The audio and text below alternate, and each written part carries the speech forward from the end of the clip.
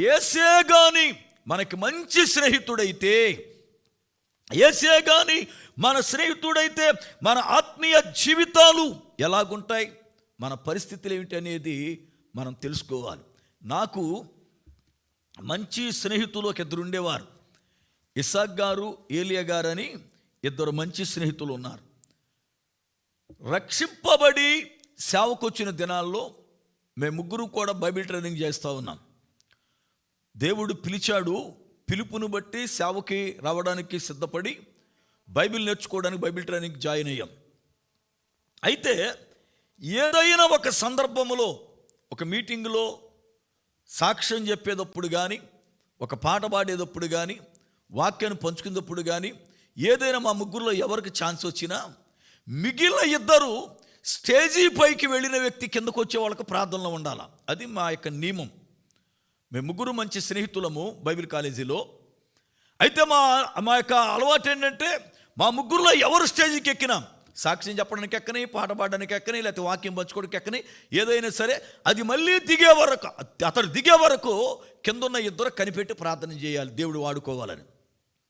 ఒక రోజున నేను సాక్ష్యం చెప్పడానికి స్టేజ్ పైకి వెళ్ళాను. వెళ్ళేటప్పుడు చక్కగా మాట్లాడారు, చక్కగా నాతో నవ్వుతూ ఉన్నారు, అంతా కూడా చక్కగా ఉంది. నేను వెళుతున్నాను కనుక మీరు ప్రార్థనలో ఉండమని చెప్పాను. నువ్వు వెళ్ళి మేము ప్రార్థన చేస్తామన్నారు. ఒక 20 నిమిషాలు 25 నిమిషాలు సాక్ష్యం పంచుకున్నాను నేను ఆ రోజున. సాక్ష్యమైన తర్వాత కిందకు వస్తే వాళ్ళిద్దరూ నాతో మాట్లాడడానికి భయపడి మొక్కలు తిప్పేశారు వెనక్కి. ఏమైందయ్యా, ఇందాక నేను వెళ్ళినప్పుడు స్టేజ్ పైకి వెళ్ళినప్పుడు బాగానే ఉన్నారు కదా, మరి ఏమైంది అని నేను అడిగితే వాళ్ళు నాతో మాట్లాడడానికి భయపడుతూ మాట్లాడడం ప్రారంభించారు. ఎందుకు భయపడుతున్నారు, ఇంత బాగున్నారుగా, ఏం జరిగిందంటే వాళ్ళు చెప్పారు, అయ్యా నువ్వు స్టేజీ పైన ఉన్నప్పుడు మేమిద్దరం ఒకే రకమైన దర్శనాన్ని చూసాం. మేము ప్రార్థనలో ఉండగా నిన్ను గొలుసులతో కట్టి ఒక ఆయన వెనక్కి లాగి పెట్టుకున్నాడు. నువ్వు ముందుకు రొమ్మిరిసుకెళ్తా ఉన్నావు. ఆయన నిన్ను లాగి పట్టుకుంటున్నాడు, నువ్వు ఎదరికి లాగేస్తున్నావు.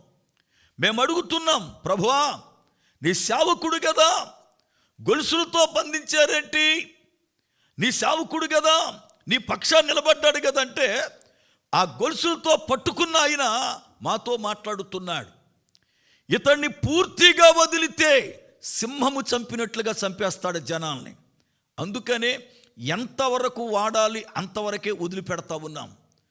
ఇతడు నాకు స్నేహితుడు, అందుకనే నేను వాడుకోవడానికి నా చేతుల్లో పెట్టుకున్నాను అని చెప్పి వాళ్ళతో మాట్లాడితే, అక్కడ నుండి నాతో మాట్లాడడానికి భయపడ్డారు వాళ్ళు.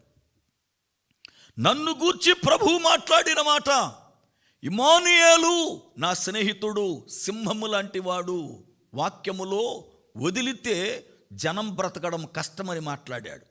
అదే మాట ఒక రోజున తిరిగి నాతో మాట్లాడాడు ప్రభు, నేను ఏర్పరచుకున్న నా స్నేహితుడువని, నేను ఏర్పరచుకున్న స్నేహితుడవి, నిన్ను కడవరి దినాల్లో బలమైన అపోస్తులుడుగా మృతమైన సంఘాలు ఉజ్జీవింపడ్డానికి వాడుకుంటానని పిలిచాడు ఆయన. ఈ రోజున ప్రభువు స్నేహితుడు అని నన్ను పిలవడం నేను ఎరుగుదును. అప్పటి నుండి ఆయనతో సావాసం కొనసాగుతూ ఉంది.